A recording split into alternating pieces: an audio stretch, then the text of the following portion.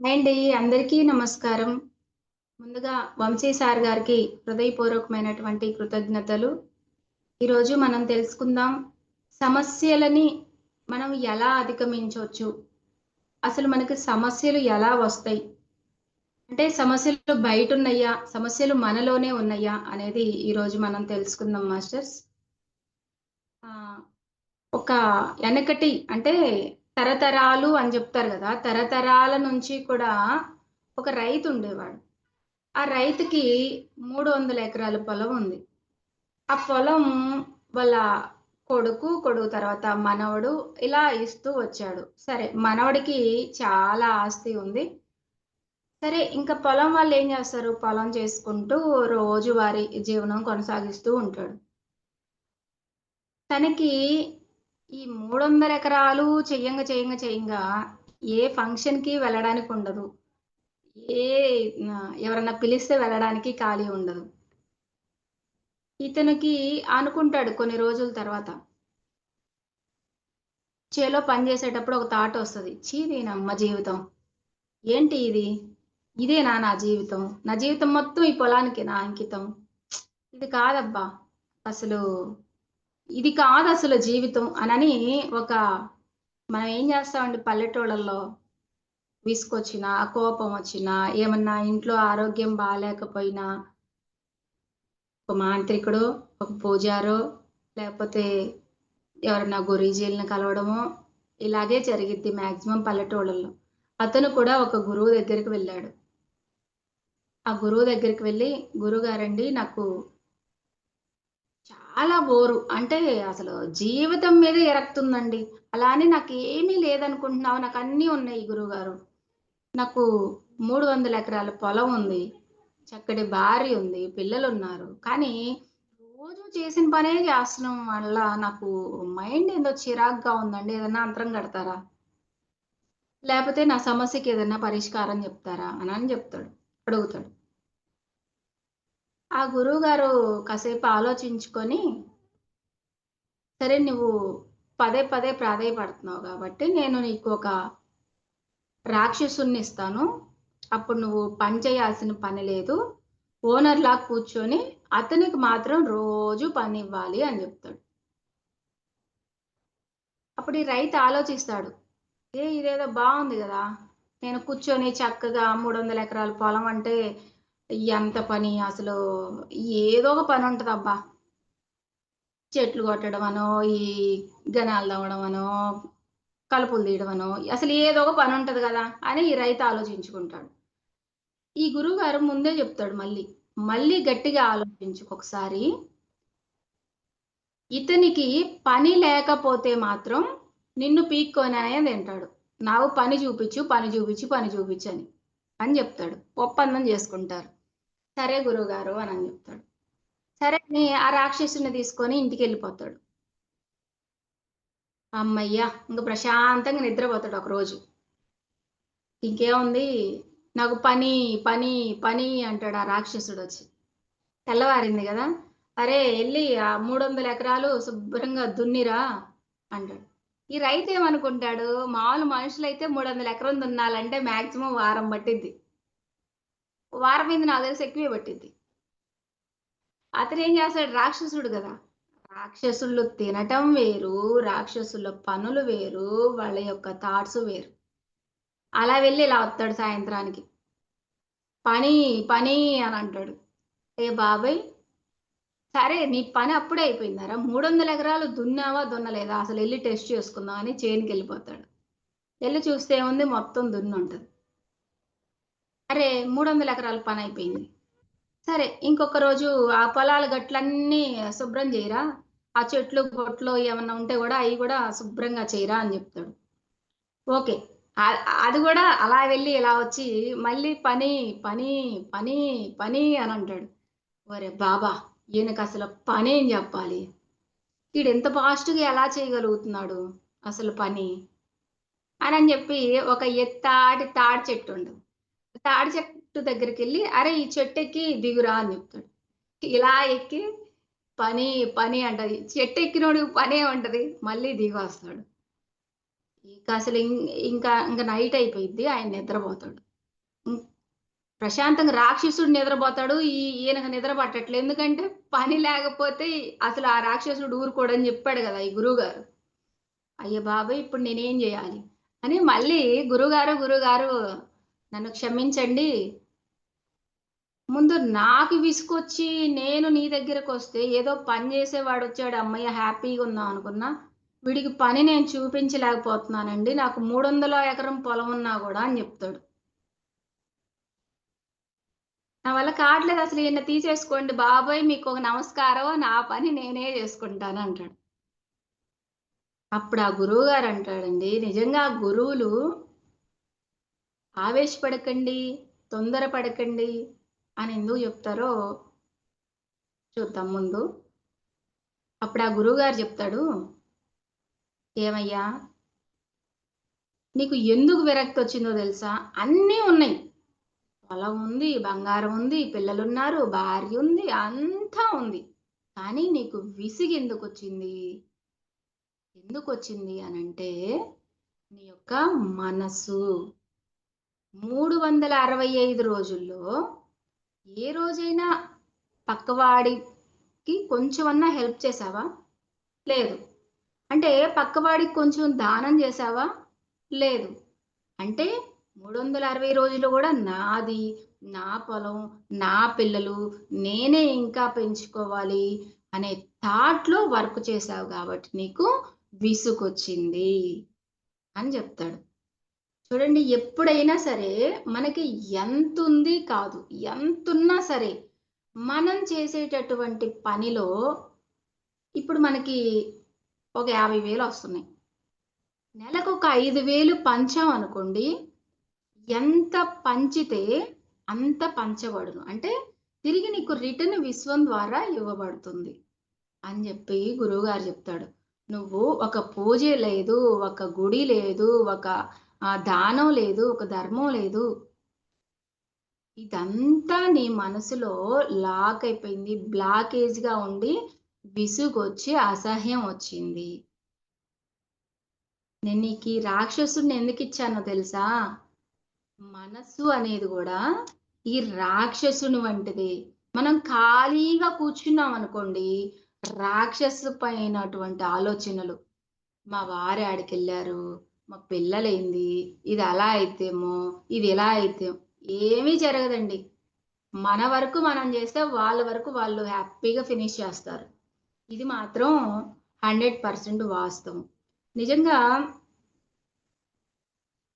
ఒకతను ఇక ఈ బుద్ధొచ్చి, "క్షమించండయ్యా! నేను నిజంగానే దాన ధర్మాలు చేయలేదు. కాబట్టే నాకు నిజంగా మనశ్శాంతి లేదు. ఇక మీదట నా పొలంలో నేనే పని జేసుకొని, నేనే 10 మందికి సహాయం చేస్తాను" అనని జెప్పేసి, ఆ రైతు ఆ రాక్షసుడిని ఇక్కడ వదిలేసి, హ్యాపీగా అతను వెళ్లి తన పని తను జూసుకుంటాడు. ఇంకొకతనేం జేస్తాడు, "నా దగ్గర ఏమి లేవు గురువుగారు."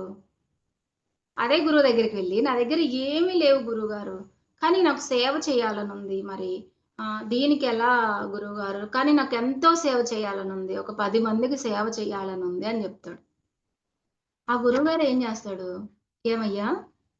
నువ్వు సేవ చెయ్యాలి అనని నువ్వనుకోవట్లేదు" అని జెప్తాడు. "అయ్యో! లేదు గురువుగారు నా దగ్గర డబ్బు లేదు. డబ్బుంటే అసలు నేనెప్పుడూ ఒకరికి ఇవ్వాలనే చూస్తా గానీ, డబ్బంతా నేను దాచుకోవాలి అని ఎప్పుడు చూడలేదు" అని జెప్తాడు. మళ్ళీ చెప్తాడనమాట. "ఏమయ్యా! నువ్వు సేవ చెయ్యాలి అనుకోవట్లేదు" అని. "అయ్యో! లేదు గురువుగారు. విశ్వం ద్వారా నాకు డబ్బులిప్పించి చూడండి నేను సేవ జేత్తానో జేయనో." అప్పుడు గురువు నవ్వి అంటాడు, "నీ దగ్గర 5 వస్తువులు సమృద్ధిగా ఉన్నయి" అని జెప్తాడు. అతనికి ఏం అర్థం గాదు. అతని దగ్గర నిజానికి అసలేమీ లేవు.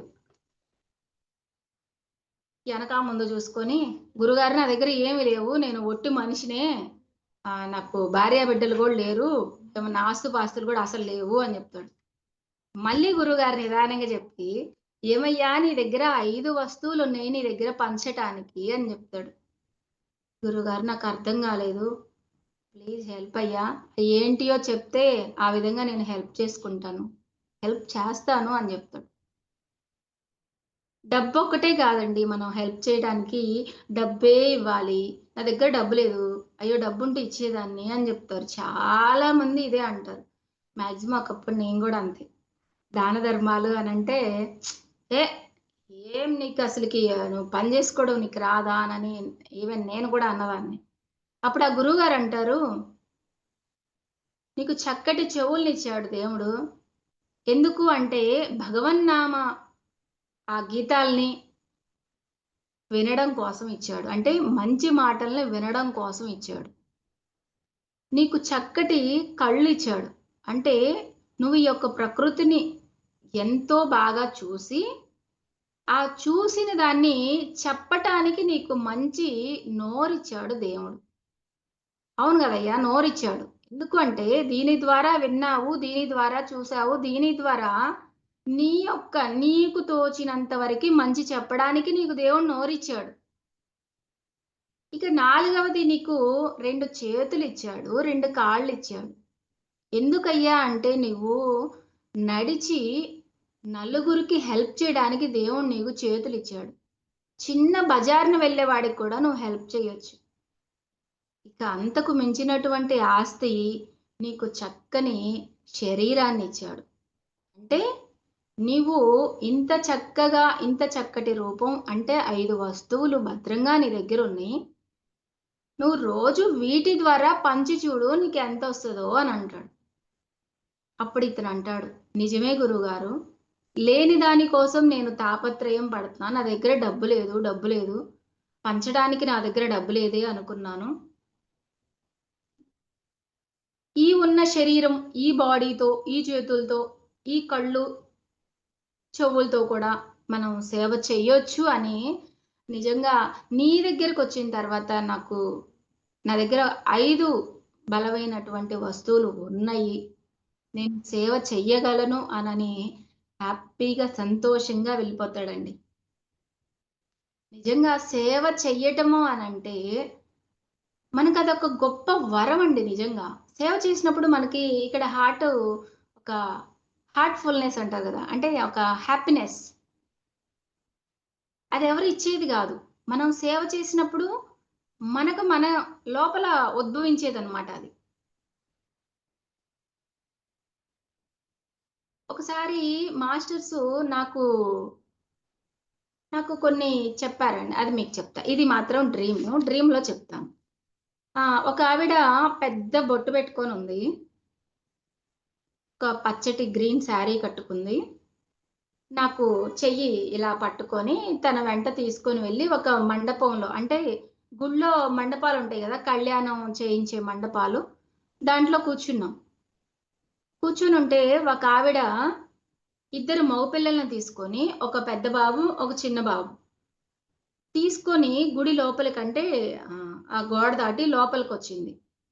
వచ్చి మా ఇద్దరి దగ్గర నుంచొని, "అమ్మ నా బాబు ఆరోగ్యం అంతగా బాలేదమ్మా" అనని చెప్పింది. అవునా! నేనే అన్నాను.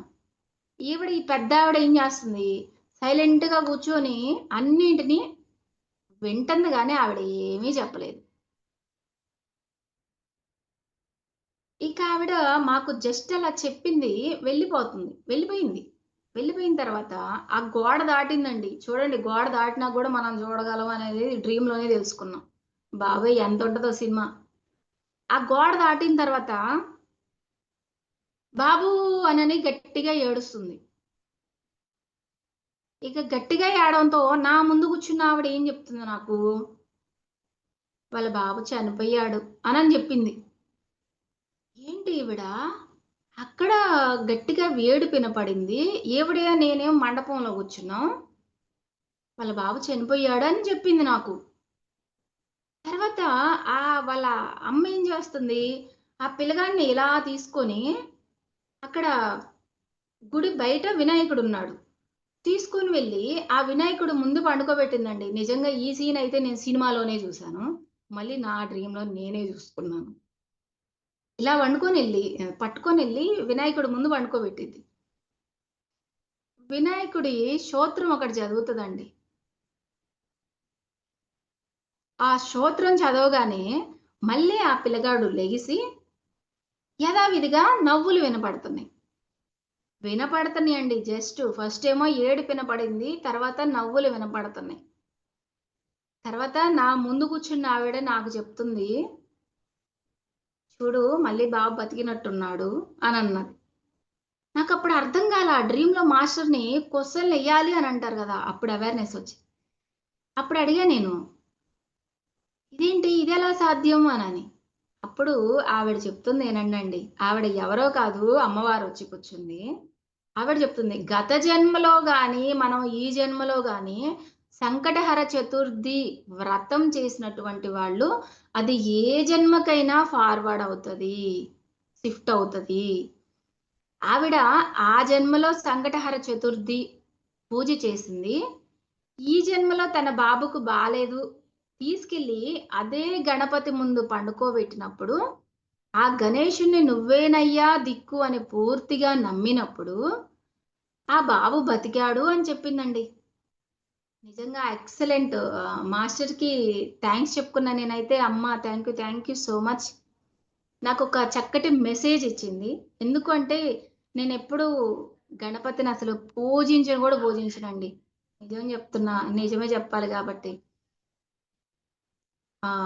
ఈశ్వరుని గాని, వెంకటేశ్వర స్వామిని గాని, దుర్గమ్మని గాని, బాబాని ఈ నలుగురినే పూజిస్తాను. నలుగురితోనే మాట్లాడతాను గానీ, ఆహ్, ఈ సంకటహర చతుర్థి ఉంది.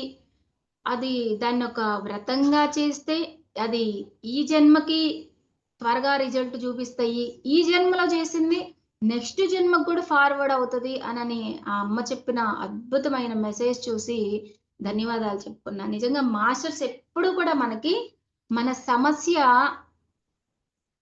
ఇప్పుడు గురువులం. గురువుగా ఉన్న వాళ్ళకి ఒక మెసేజ్ ఇస్తే వాళ్ళ ద్వారా ఒక 10 మందికి వెళ్తది అని నిజంగా గురువులు కొంతమందిని సెలెక్ట్ చేసుకుంటారు అనేది 100% వాస్తవం అండి. మళ్ళీ ఇంకొక డ్రీమ్ అండి.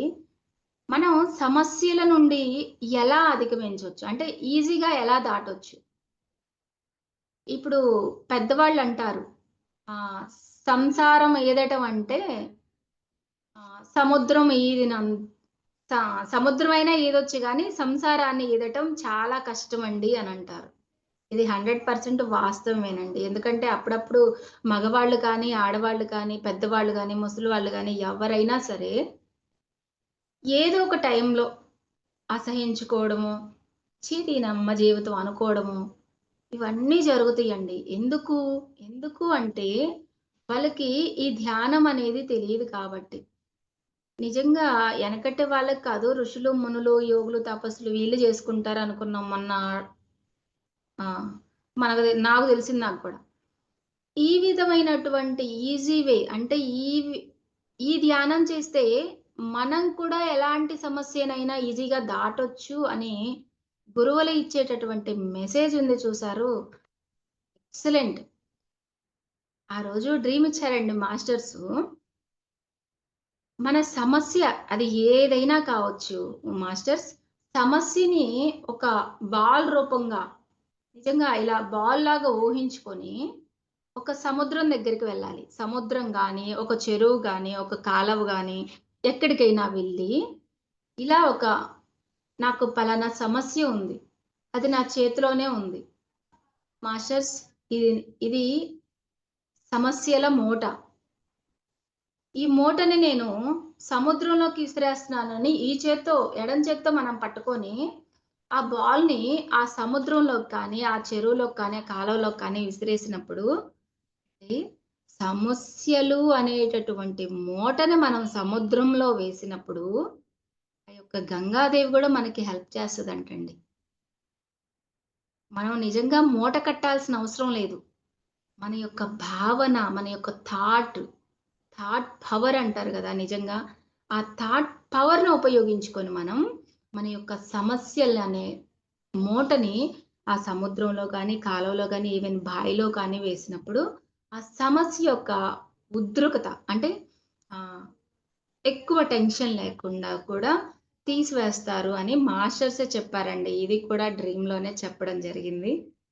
నాకొచ్చే ప్రతి ఒక్కటి కూడా 10 మందికి హెల్ప్‌ఫుల్‌గా ఉండాలి అని చెప్పేసి మాస్టర్స్ ఇస్తున్నటువంటి డ్రీమ్స్‌ని మీతో షేర్ చేసుకోవాలని నాకెప్పుడూ ఇంట్రెస్ట్ అండి. దానికోసం మీకు షేర్ చేయటం జరుగుతుంది. ఇంకొకటండి, మనకి ఆస్ట్రల్ ట్రావెలింగ్ ఉందా? అసలు పైలోక వాసులతో మనం కనెక్టివిటీ పెంచుకోవచ్చా? అసలు నిజంగా గురువులతో మాట్లాడితే ఇన్ని అద్భుతాలు జరుగుతాయా? అనేవాళ్ళు బొచ్చెడు మందున్నారు. నాకు తెలిసి చాలా మందున్నారు.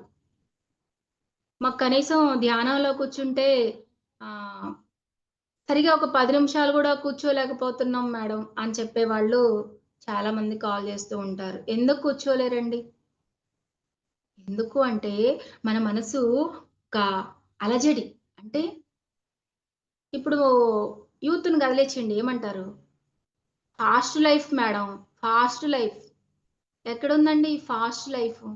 మన మనసులోనే ఉంది. ఫాస్ట్ అని ఎప్పుడు మనం అంటున్నామో, అది ఫాస్ట్‌గా క్రియేట్ అవుతుంది. మనం ఏ థాట్‌నైతే రిలీజ్ చేసామో విశ్వంలోకి, ఆ థాటే తిరిగి మన ముందుకి ఇవ్వబడుతుంది. ఒకసారి మాస్టర్‌లు హాస్టల్‌గా పైకి తీసుకువెళ్లారండి. ఇప్పుడు మామూలుగా మనం అట్ల పిండాలు ఎలా ఉంటాయి? మాక్సిమం అందరికి తెలిసే ఉంటాయి. చిన్న సైజులో ఇనప అట్ల పిండాలుంటాయి. కానీ హాస్టల్‌గా ఎంత అట్ల పిండాలుంటాయో తెలుసా అండి? ఒక ఇంతింత లావు 6 సువ్వలుంటాయి. 6 సువ్వలున్నాయి. దాని మీద బారుకి ఒక పెద్ద ఇలా అట్ల బండండి అది నిజంగా అది అది పెండమని వాళ్ళు చెప్పారు గానీ నిజంగా ఒక పెద్దది. పెద్ద పెద్ద హోటల్‌లో ఉంటాయేమో బహుశా. ఇక అక్కడ మంట లేదు, ఏం లేదు. ఇలా ఓన్లీ తిప్పగానే జిమ్మున మంటొస్తుంది. నేను పైకి వెళ్ళాను. ఏడుగురు అక్క చెల్లెళ్ళంటండి. నన్ను తీసుకువెళ్ళిన ఆవిడకి ఏడుగురు అక్క చెల్లెళ్ళంట. ఏడుగురు ఎవ్వరూ లేరు. నన్ను తీసుకొని వెళ్ళింది ఆ పొయ్యి దగ్గరికి తీసుకొని వెళ్ళింది. "ఏంటిది?" అని అడిగాను నేను. అంటే ఆవిడ చెప్పింది, "ఇది అట్ల పిండం" అని చెప్పింది. "అవునా? కింద మాకు చిన్నదుంటదే. ఇదేందబ్బా ఇంత వెడల్పుగా ఎంత వెరైటీగుందే" అనన్నా. "అయితే మీకు దోసలు పోసిచ్చేయనా?" అని అడిగా మళ్ళీ వెంటనే. అంటే మేమిప్పుడు ప్రెజెంట్ ఇద్దరమే ఉన్నాము అని అన్నది. ఇద్దరే ఉన్నారా? ఏడుగురని జెప్పావు. మిగతా వాళ్ళెక్కడికెళ్లారు? అని అడిగా. చూడండి మాస్టర్స్ క్వెషన్‌లు ఎలా ఎయ్యాలో నేర్చుకోవాలి ఫస్ట్. ఏడుగురని జెప్పింది గదా! ఫస్టు. మరి మిగతా వాళ్ళెక్కడికెళ్లారు? అంటే ఆవిడ చెప్పింది ఇద్దరేమో షాపింగ్‌కెళ్లారు. ఇద్దరేమో బయటికెళ్లారు. ఒక ఆవిడ మాత్రం వేరే పక్కింటికెళ్ళిందని జెప్పింది. ఒక ఆవిడ బయట కూర్చొని అష్టాచెమ్మా ఆడుతుంది. వాకిలికి అటు సైడు. ఒక ఆవిడ నన్ను తీసుకొచ్చింది. మొత్తం ఏడుగురు అక్కా చెల్లెళ్ళు. అయితే నేను మీ ఇద్దరికి దోసలు పోసేస్తా ప్లీజ్, ప్లీజ్ అనని ఒక దోస పోసిచ్చాను. ఆవిడ ఒకేసారండి జస్ట్ ఇలా తీసుకుంది, తిన్నది. ఇంకంతే. ఇక అక్కడ అనుభవం అయిపోయింది. తర్వాత గడప దాటానండి. నిజంగా ఇది ఎక్సలెంట్. ఇది అందరూ వినండి మాస్టర్స్.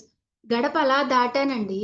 ఒక చిన్న పాప ఎంత అంటే ఒక 6 నెలలు అలా చిన్న పాపండి. గడప అవతలే బాగా ఏడుస్తుంది. ఏడుస్తూ ఉంది.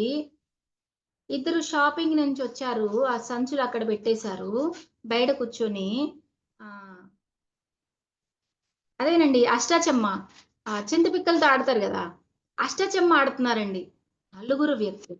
నలుగురు అక్కా చెల్లెళ్ళు కూర్చొని అష్టాచెమ్మా ఆడుతున్నారు.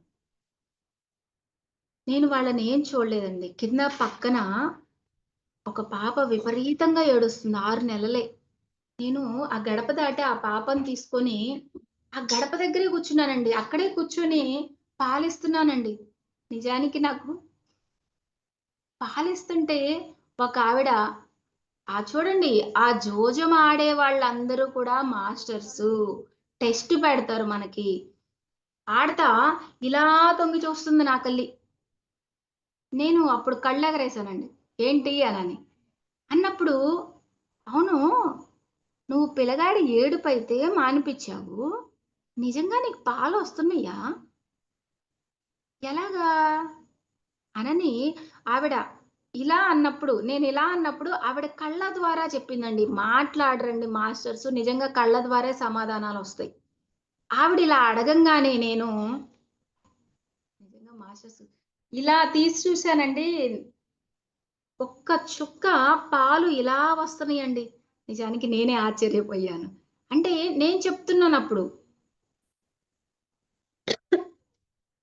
ఆ కారేటటువంటి డ్రాప్‌ని గూడా చూసానండి నేను. ఆ వైటు పాలు. నేనప్పుడు ఆవిడకి చెప్తున్నాను. ఏ బిడ్డైనా ఏడిస్తే తల్లికి పాలొస్తయ్యా? రావా? అని ఆలోచించదు. పాలు ఇవ్వగలదు. ఏ క్షణంలో అయినా బిడ్డకి తల్లి పాలు ఇవ్వాలి అనుకుంటే ఇవ్వగలదంటండి. నేను జెప్పానండి మరి ఆవిడకి అది. అప్పుడు ఆవిడ అష్టాచెమ్మ ఆడుతున్నటువంటి వాళ్ళు, ఓహో! ఓకే అయితే అనని జెప్పారు. తర్వాత మళ్ళీ గడప లోపలికొచ్చానండి ఇంట్లోకి. మళ్ళీ ఇంట్లోకొచ్చాను. హాస్టల్‌గానే మళ్ళీ ఇంట్లోకొచ్చాను. ఇంట్లోకొస్తే మన మార్బుల్స్ ఎలా ఉన్నాయో, ఇదంతా డ్రీమ్‌లోనేనండి. నిజంగా సినిమానో దేనిలో నుంచో చెప్పట్లా నేను. మళ్ళీ డ్రీమ్‌లో లోపలికొచ్చిన తర్వాత ఒక బండని లేపి పక్కన బెట్టాను. ఒక బండ లేపి పక్కన బెడితే కింద మట్టే గదా! ఇసుక, మట్టి ఉంటది. అదంతా తీసి పక్కనేస్తున్నా. దాంట్లో అండి దాంట్లోకి నేను దిగాను.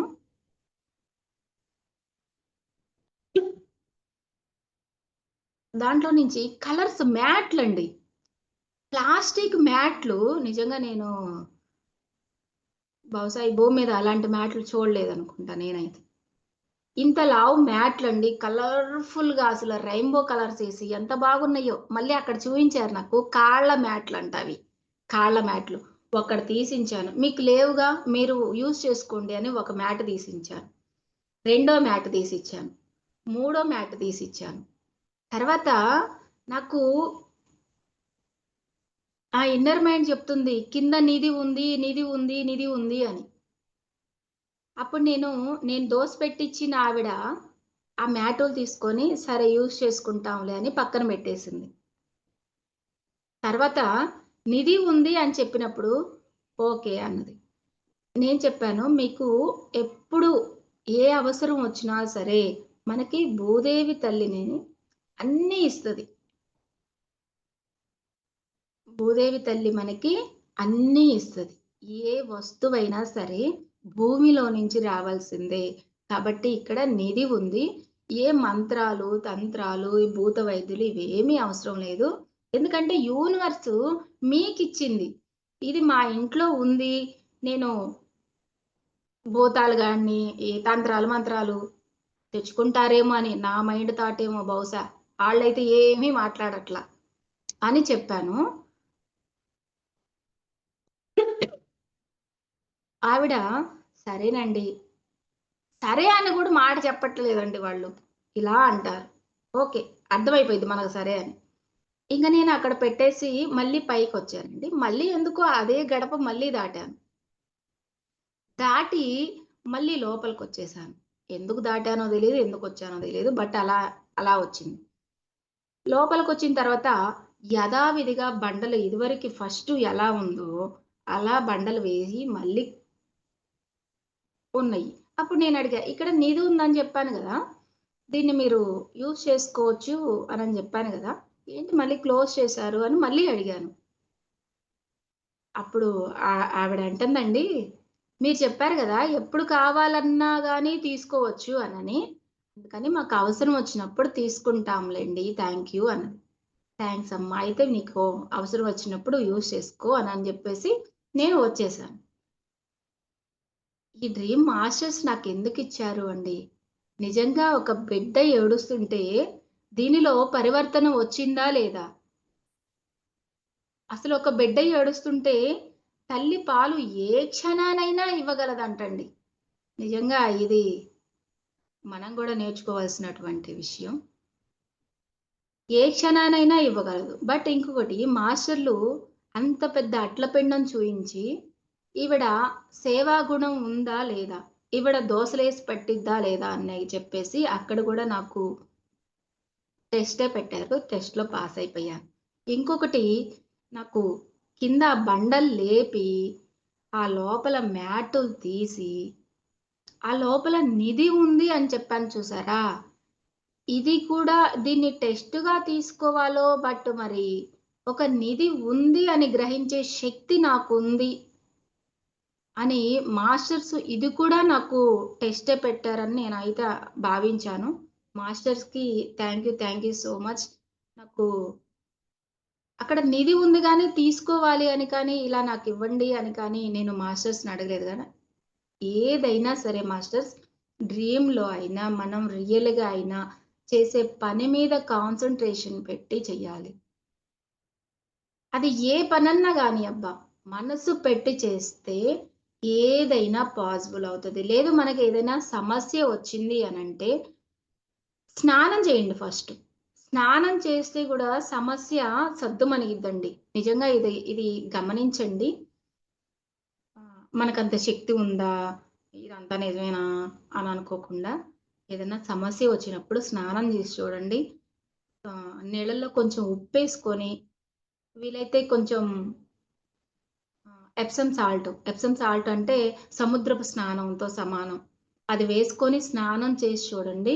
కంపల్సరీగా మీ యొక్క సమస్య మాత్రం ప్రశాంతం అయితే పడిద్దండి. మీ బాడీ రిలాక్స్ అయితే అవుద్ది. ఇంకొకటి ఏదైనా కాలువ దగ్గరికి, బావి దగ్గరికి వెళ్ళినప్పుడు మాత్రం ఈ యొక్క థాట్స్‌ని మాత్రం మీరు కూడా టెక్నిక్ యూజ్ చేయండి. Thank you so much. ఇంత శ్రద్ధగా క్లాస్ విన్న మీకు థాంక్ యూ సో మచ్. అలాగే వన్స్ అగైన్ వంశీ సార్ గారికి హృదయపూర్వకమైనటువంటి కృతజ్ఞతలు. Thank you masters.